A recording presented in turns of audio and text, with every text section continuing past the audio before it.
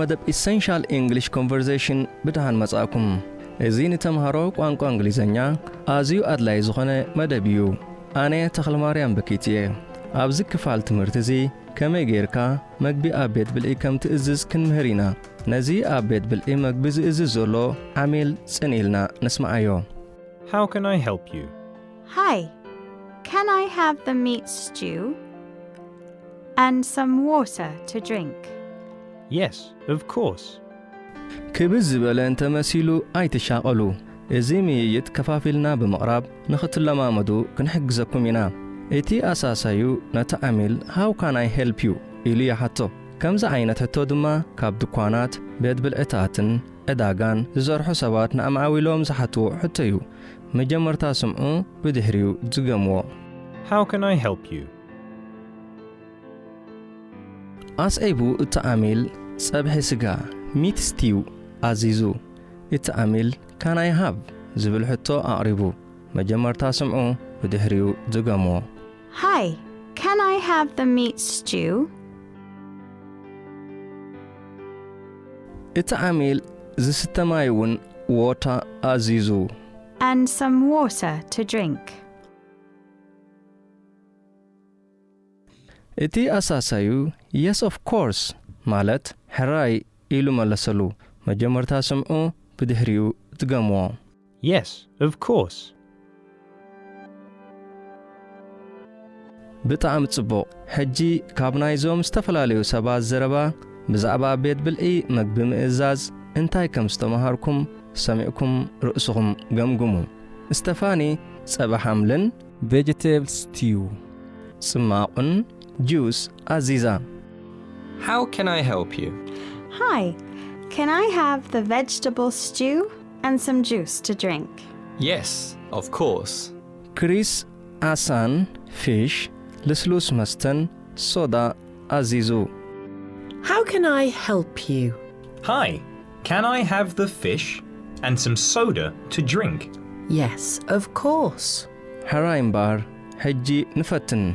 ነቲ ናይ እንግሊዝኛ ሙሉእ ሓሳብ ሰሚዕኩም ትገምዎ። ነፍሲ ወከፍ ክልተ ግዜ ክትሰምዑ ኢኹም። How can I help you? How can I help you? Hi, can I have the meat stew? Hi, can I have the meat stew and some water to drink? And some water to drink. Yes, of course. Yes, of course. ጽቡቕ እምበር ሕጂ ማዕረ ክንደይ ነቲ ዝተምሃርኩሞ እንግሊዝ ከም ትዝክርዎ ርእስኹም እትግምግሙሉ ግዜ በጽሑ። ነዚ ብትግርኛ ትሰምዕዎ ሙሉእ ሓሳባት ብእንግሊዝኛ በልዎ። እንታይ ክሰምዓካ? How can I help you? ጸብሒ ስጋዶ መሃብካኒ? Can I have the meat stew? ዝስተማይ ከኣ ምስኡ። And some water to drink. እሺ ሕራይ። Yes, of course. ብጣዕሚ ጽቡቕ። ሕጂ ከመይ ጌርኩም መግቢ ከም ትእዝዙ ፈሊጥኩም ኣለኹም። ንስያን እንታይ ከም ትደልዩ እናነገርኩም ልምምድኩም ቀጽሉ። How can I help you? Yes, of course. ጽቡቕ። ሕጂ ነቲ ዝርርብ ብምሉኡ ደጊምኩም ስምዕዎ እሞ መልስታትኩም ገምግሙ። How can I help you? Hi, can I have the meat stew and some water to drink? Yes, of course.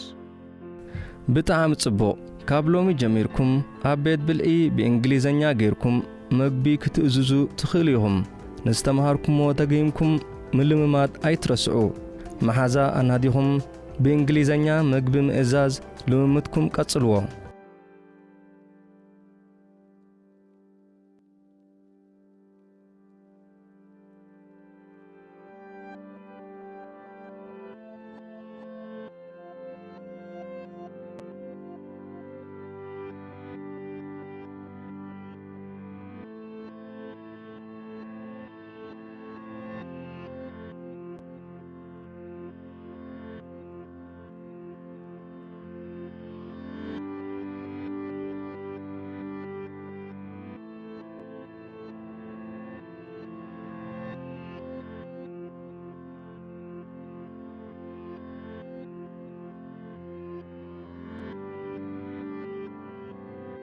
ኣብ ዝቅጽል መደብ Essential English Conversation ክሳብ ንራኸብ ሰሰናዩ ባይ